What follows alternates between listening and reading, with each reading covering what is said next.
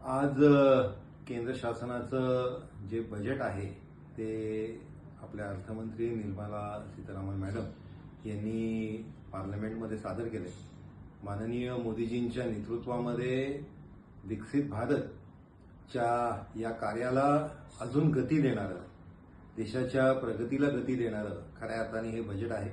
मागच्या वेळेस जो इन्कम टॅक्स स्लॅब होता तो तसा ठेवत निश्चितपणे जे सर्वसामान्य आहे त्यांना दिलासा देण्याचं काम या बजेटच्या माध्यमाने केले।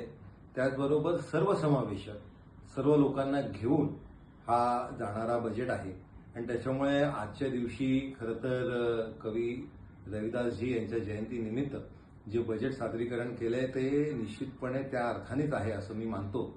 आणि याच्यामध्ये महाराष्ट्रामध्ये जे Mumbai Pune high speed railway corridor आहे याच्या माध्यमाने निश्चितपणे एक आर्थिक प्रगती ही महाराष्ट्राला भेटणार आहे।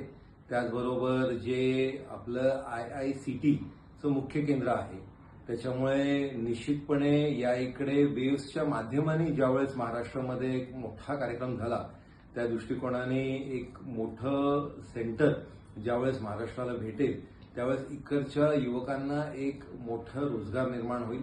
युवक युवतींसाठी रोजगाराच्या अनेक संधी मग ते MSMEच्या माध्यमाने असेल, ते फार्माच्या माध्यमाने असेल, FDI मधनं येणाऱ्या जे इन्व्हेस्टमेंट्स आहेत त्याच्यामधनं ज्या कंपनीजला प्रगती भेटणार आहे त्याच्यामुळे रोजगार निर्मिती होणार आहे।